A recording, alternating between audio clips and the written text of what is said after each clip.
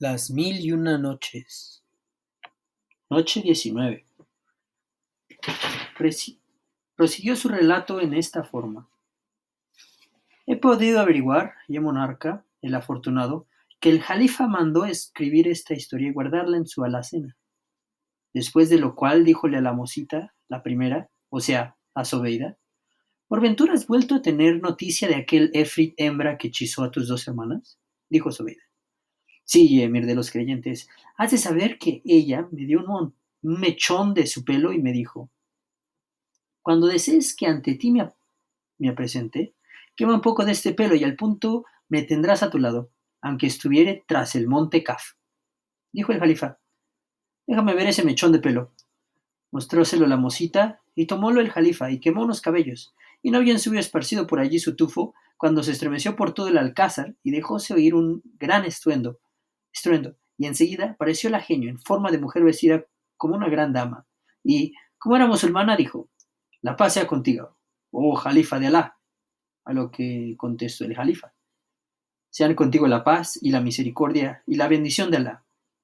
Dijo ella luego, has de saber, y emir, de los creyentes, que esta mocita sembró en mí un favor que no podré jamás pagarle del todo, pues me salvó la vida y dio muerte a mi enemigo, que me tenía ya vencida. Y vi luego lo que hicieron con ella sus dos hermanas, y no pude menos de tomar venganza de ellas, y las encontré en forma de perras, aunque mi primera intención fue matarlas, sino que temí causarle dolor a mi salvadora haciéndolo así. Pero si ahora, oh mir de los creyentes, deseas que las desencante, luego lo haré, rindiéndote homenaje y también a ella, que a fe que soy creyente y debo obedecerte, dijo el califa. Pues anda y desencántalas, y después pasaremos el asunto de la joven flagelada y haremos las indagaciones del caso, que, como sea verdad lo que ha contado, juro reparar su agravio, dijo entonces el Efe. Y emir de los creyentes, yo misma te diré quién le infirió ese agravio, y, a más de maltratarla, la despojó de sus bienes, y sabe desde ahora que es el más allegado a tu persona. Tomó luego el Efrit una taza con agua y pronunció sobre ella unas fórmulas mágicas, y espurreó con aquel agua a las dos perras en la cara, diciendo, volved a vuestra forma, la primera, la humana. Y aquellas en el acto tornaron a ser dos mocitas guapas como sus hermanas. Loado sea el creador que las crea, dijo el Efrit. Y emir de los creyentes, con toda verdad te digo que el que azotó a esa joven no es otro que tu hijo, Al-Amin, que, habiendo oído ponderar su hermosura y gentileza, se enamoró locamente de ella. Y la Efrit contó al califa toda la historia de lo que ocurriera a la joven Amina. Maravillóse al oírle el califa y exclamó, gracias a Alá por haber querido servirse de mí para desencantar a esas dos perras. Hizo comparecer luego el califa ante él a su hijo Al-Amin y le interrogó sobre la historia de la primera mosita, y él se la refirió con arreglo a la verdad, sin nada ocultar. Mandó luego el califa venir al Sadí y a los testigos y a los Saluk y a la primera mosita y a sus dos hermanas, las que habían estado hechizadas en forma de dos perras, y las casó a las tres con los tres Saluk, que le habían dicho ser reyes, y los nombró introductores de su corte. Y devolvió la mosita azotada a su hijo, Al-Amin, y le dio una suma considerable y ordenó que le reedificasen su casa, dejándola todavía mejor que antes. Luego el califa tomó por esposa a la demandadera y durmió aquella noche con ella. Y a la mañana siguiente dispuso que le habilitasen habitaciones particulares para su servicio y le asignó esclavas, así como también azafatas, y le abrió un alcázar. Aquí una nota. Termina esta historia del costalero sin que nos cuenten las suyas el propio costalero y Fahima, la hermana de padre de Zobeida. A propósito de la reticencia referente a Fahima, explica la Rosso de Luna por la razón de ser demasiado maravillosa y relacionada con el secreto de la iniciación. Ya sabemos que para él Fahima es Sofía, la sabiduría, el nous o espíritu griego, Amina, ánima, la psique, el alma, y Sobeida, el elemento inferior o el cuerpo, Soma. Más sencillo sería admitir que la joven Fahima no cuenta su historia porque no la tiene, a fuer de joven y feliz que fue hasta entonces, sin que le ocurriera nada de particular. En su retraimiento doméstico al lado de su madre, como doña Inés en el convento, Y ya se sabe que la mujer solo empieza a tener una historia cuando conoce el amor. Por eso sus otras hermanas tienen una historia que contar y ella no. Lo mismo le ocurre al costalero, símbolo del hombre pobre y sin cuidados, que solo podría referir menudas aventuras de su vida monótona, y siempre igual, como la de su compañero de gremio de Simbad, el marino, y se limitará a oír en silencio la relación de las prodigiosas aventuras de su trashumante tocayo. A continuación, la historia de las tres manzanas, noches 19 y 20. La historia que sigue pertenece a la literatura de la angustia y es de patetismo insuperable. Solo Poe y Dostoyevsky habrían podido competir en ternura y fuerza emotiva con el ánimo narrador de esa anécdota escalofriante, en la que se patentiza lo que el duque de Rivas llamó la fuerza del sino. Es digno de notarse, como efecto literario, muy del gusto de los orientales, ese torneo de generosidad, esa porfía entre dos inculpados, no por la absolución, sino por el castigo, que luego veremos repetirse en la historia del alfayate y el jorobado, a la que ésta sirve de introducción. La manzana juega aquí su tradicional papel de manzana de la discordia, símbolo de la flecha que dispara el caprichoso sino, y da un aire de antiguo apólogo a esta anécdota situada en un ambiente histórico. En la literatura narrativa árabe abundan las anécdotas de esta clase, que forman una variedad, siendo en ellas lo característico que, a la tensión patética, sigue un respiro aliviador, como si quisieran darnos a entender la consabida máxima de que Dios aprieta, pero no ahoga.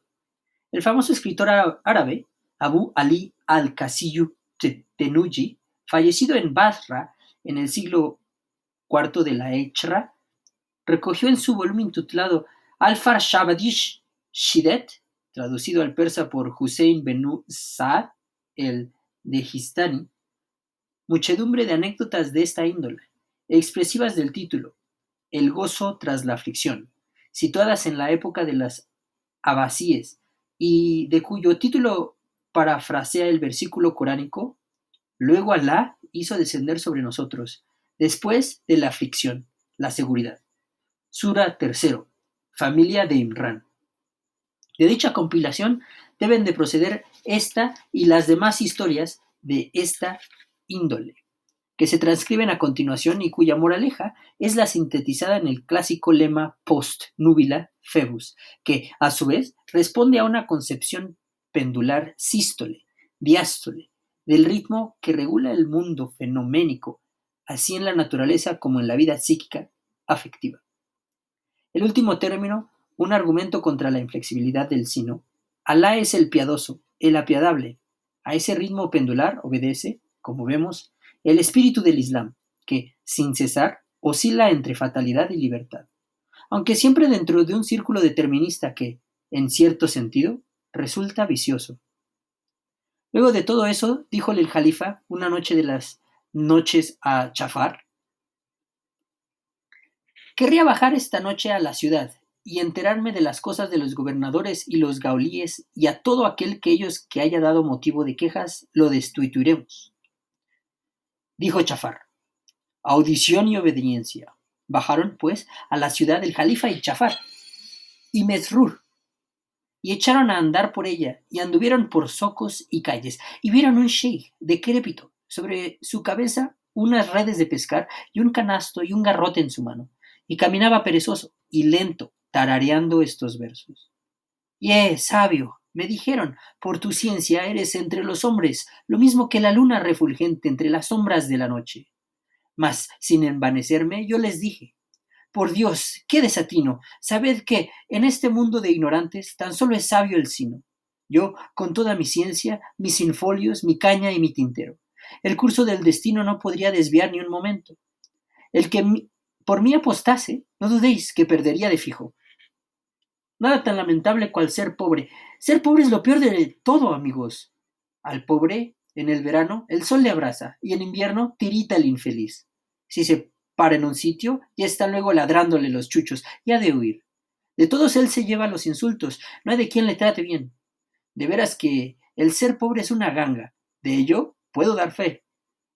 Y no sirve de nada que te quejes, porque jamás saldrás de tu pobreza. Si es tu sino ser pobre, será vano.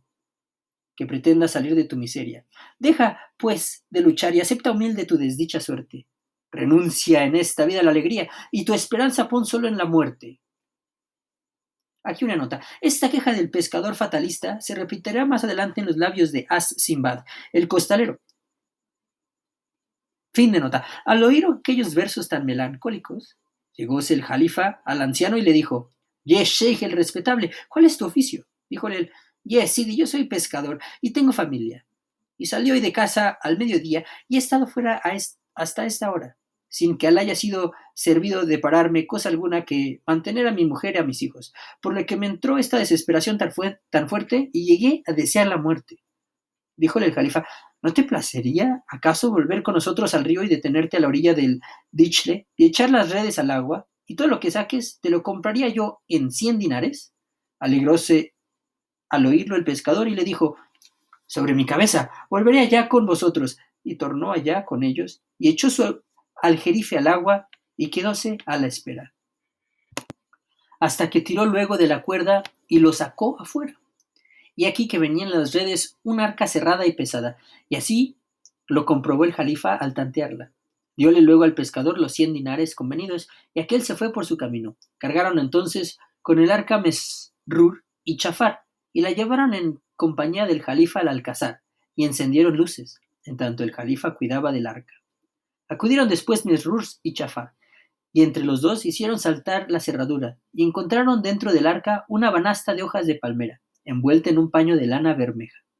Rompieron luego los bramantes y se encontraron en un trozo de tapiz. Lo apartaron y debajo de él descubrieron un manto de mujer. Procedieron a levantarlo y vieron que debajo de él había el cadáver de una mocita, blanca como la plata virgen, y con señales de haberla asesinado y descuartizado. Al ver aquello, el jalifa corrieron sus lágrimas sobre sus mejillas, y volviéndose al Chafar le dijo: ¡Qué perro de visir! Con que se cometen crímenes en mi tiempo y se arrojan los cadáveres de las víctimas al río, redundando todo esto en mi ludibrio. Por Alá, ¿qué de hacerle justicia a esta joven y de matar a quien la mató? Y dije Chafar: por el derecho que me confiere mi decencia de los jalifas de Beni Abbas, que si no traes a mi presencia al asesino de esta joven para hacer justicia en él, te mandaré a crucificar la puerta de mi alcázar, a ti y a 40 de tus hijos de tu tío. Y el jalifa estaba poseído de gran ira. Díjole el Chafar: dame un plazo de 3 días. Concedido, respondió el jalifa. Retiróse luego de entre sus manos Chafar y echóse a andar por la ciudad muy triste y diciendo para sus adentros: ¿Cómo voy a arreglármelas para descubrir al asesino de esa joven y presentárselo al jalifa? Y dice que si le llevo otro que no él, pesará esa acción luego sobre mi conciencia. En resumidas cuentas, que no sé qué hacer. Permaneció luego sentado Chafar en su casa 3 días, y al cuarto mandóle llamar al jalifa. Y luego que fue y le hizo la salema entre sus manos, preguntóle al soberano: ¿En dónde está el asesino de la joven? Emir de los creyentes, contestó Chafar, por ventura soy yo sabedor de los arcanos, para que pueda descubrir al que la mató. Enfurecióse al oírle el jalifa y mandó que crucificasen a Chafar a la puerta de su alcázar, y ordenó que un pregonero fuese gritando por las plazas de Bagdad: todo aquel que quiera recrearse viendo cómo crucifican a Chafar, el Barmeki, visir de Jalifa, y a los hijos de su tío en la puerta del alcázar, salga afuera y acuda a divertirse. Entonces, salió pues la gente de todos los barrios para divertirse viendo crucificar a Chafar y a los hijos de su tío, e ignoraban la causa de que el jalifa lo condenara a ese suplicio. Mandó luego el jalifa levantar el cadalso, y lo levantaron y pusieron a su pie a los reos para crucificarlos. No esperaban ya más que la venida del jalifa, y empezó entonces la gente a llorar por Chafar y sus primos. Cuando así las cosas, hete aquí que se presenta un jovencito, guapo de cara y bien vestido, y abrióse paso con mucha prisa por entre el gentío, va a detenerse ante el visir y le dice: a salvarte vengo de esta pena afrentosa, oh emir de los emires, amparo de los pobres, pues yo soy quien mató a la imperfecta que hallasteis en la arca. Así que matadme a mí ahora y hacedle justicia a mi persona. Pero no había acabado aún de hablar cuando se presenta un decrépito anciano que, apartando a la gente, se adelanta presuroso hasta donde estaban Chafar y el muchacho. Y después hacerle la salema, dice: ilustre visir, no desfía las palabras de este jovencito, que no fue él quien mató a la muchacha, sino yo, siendo pues en mí en quien debéis hacer justicia. Dijo entonces el joven: este sheij es un anciano decrépito que está chocheando y no sabe lo que dice. Yo fui quien maté a esa mosita y yo, por tanto, quien debo pagar con mi vida. Al ver aquello, maravillóse grandemente Chafar, y cogiendo al joven y al viejo, condújolos a la presencia del califa y díjolo a este: emir de los creyentes, ya apareció el asesino de la joven. Dijo el califa: ¿y dónde está? Respondiéndole Chafar: es el caso que este joven dice que él es quien la mató, y este anciano lo desmiente y dice que él fue quien le dio muerte. Pero el califa al joven y al viejo y dijo: ¿cuál de vosotros la mató? Dijo el joven: yo, y nadie más que yo. Y dijo el viejo: yo, y nadie más que yo. Oído lo cual, díjole el califa a Chafar: cógelos a los dos y hazlos crucificar. Pero observó Chafar: si el asesino fue uno solo, o emir de los creyentes, el otro resultaría castigado injustamente por aquel que levantó los cielos y los extendió como un tapiz sobre la tierra. Exclamó el joven: yo soy el asesino y he aquí las pruebas de lo que digo. Y describió acto seguido todo lo que el califa encontrara en el arca, de suerte que aquel quedó ya convencido de ser el joven y no el viejo el asesino. Y maravillado le dijo: ¿y por qué mataste a esa joven sin derecho? ¿Y por qué te apresuras a declararlo antes del tormento?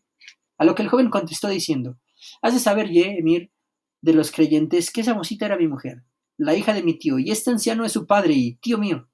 Casé con ella siendo virgen, y ratificóme Alá con 3 hijos varones, y ella me quería y me mimaba, sin que tuviera motivo para reprocharle nada. Y sucedió que, a principios de este mes en que estamos, hubo ella de caer gravemente enferma, y yo mandé venir a los médicos y logramos que convaleciera. Quise entonces que pasara el hammam, pero ella me dijo: querría una cosa antes de pasar el hammam. ¿Y qué es esa cosa?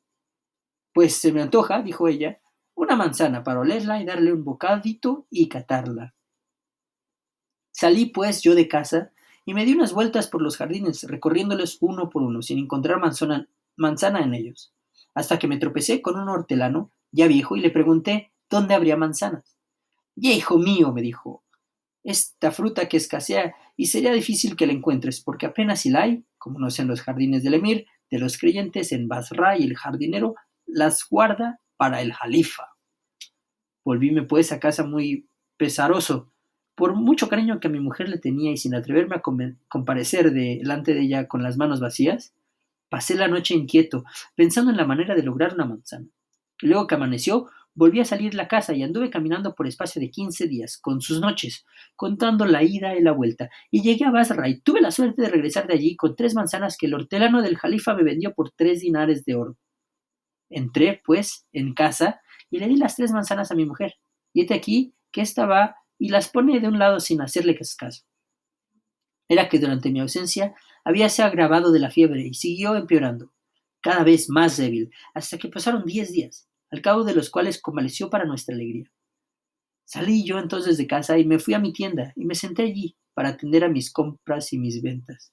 Y estando yo en estas, allí sentado, he aquí que a eso de mediodía pasa por delante de mi tienda un esclavo negro, corpulento, que llevaba en su mano una manzana e iba jugando con ella. No pude menos de preguntarle: ¿de dónde cogiste esa manzana? Dímelo, por Alá, que vaya yo también por otra igual. Echóse él a reír y dijo: esta manzana me la dio mi querida cuando fui ahora a verla, después de haber estado ausente unos días. La encontré delicada y tenía allí al lado 3 manzanas, y me dijo: me las trajo el cornudo de mi marido, que fue hasta Basra por ellas y las compró por 3 dinares de oro. Y entonces fui yo y cogí esta manzana. Al oír yo las palabras del esclavo, oh emir de los creyentes, volvióseme negro el mundo ante mis ojos, y cerré la tienda y corrí a casa, y de puro airado iba como enajenado. Al llegar a casa comprobé que faltaba una de las manzanas. ¿Dónde está la otra manzana?, pregunté a mi mujer. Y mi mujer me contestó: no sé. Di yo entonces creído a las palabras del esclavo, y fui y cogí un puñal y me monté en el pecho de mi esposa, y la degollé con el puñal. Y le corté la cabeza y los brazos, y las piernas, y lo metí todo a prisa en la banasta, y cubrí esta con ese manto, y lo tapé luego todo con ese trozo de tapiz, y lo puse dentro del arca, y cerré esta, y cargándole sobre una mula, encaminé a la orilla de Dichle, y la eché al agua, por mi propia mano. Y ahora, por Alá sobre ti, oh emir de los creyentes, si me mandas matar enseguida, según la ley del talión, te quedaré agradecido, pues temo que, si no me piden cuentas de lo que hice el día del juicio. Porque has de saber que, luego que hube arrojado el arca a las aguas del Dichle, sin que nadie me hubiera visto, volvíme a casa y me encontré allí a mi hijo, el mayor, que estaba llorando y era un ignorante de lo que acababa de hacer con su madre. ¿Por qué lloras, hijo mío?, le dije. Y él me dijo, pues porque cogí una manzana de las que tenía mi madre y me fui con ella a la calle a jugar con otros chicos. Y estando jugando pasó por ahí un esclavo negro muy grande y me la quitó y diciendo, ¿dónde te ha venido esta manzana? Esta manzana, le dije, yo la trajo mi padre, que fue por ella a Basra para dársela a mi madre, que está delicada, y le compró 3 manzanas por 3 dinares de oro. Entonces él me dio un manotazo y me la quitó y se fue. Y ahora yo tengo miedo de que mi madre me riña y me pegue por culpa de la falta de la manzana.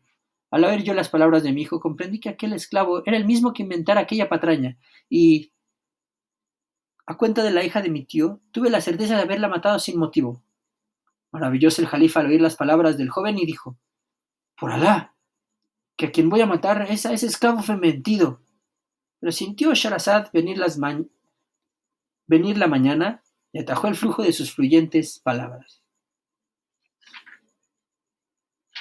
La siguiente será la noche número 20.